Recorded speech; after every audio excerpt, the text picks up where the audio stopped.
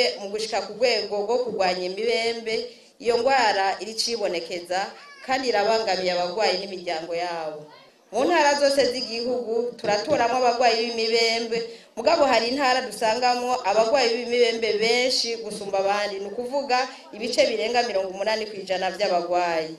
Izo ntara nazo ni Cankuzo, Ruyigi, Rutana, Makamba, Rumonge, Cibitoki na Bubanza. Ihimbazwa ry'umunsi mpuzamakungu wahariwe kurwanya imibembe n'akaryo ko kwibutsa bene gihugu amabi aterwa n'iyo ndwara n'uburyo bwo kuyikingira. Uburyo burashe bwo kurwanya imibembe akaba ari kwipimisha kare, ukibona amabara ku mubiri no gufata imiti neza kugushika ukire.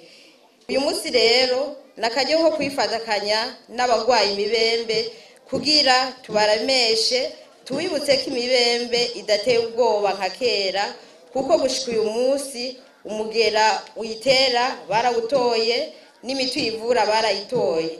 No kuvuga ko imibembe ivugwa igakira neza. Leta y'u Burundi ibicishije mu mugambi w'igihugu ujeje kurwanya igituntu n'imibembe ntakidagira mu kurwanya iyo ndwara mu gihugu.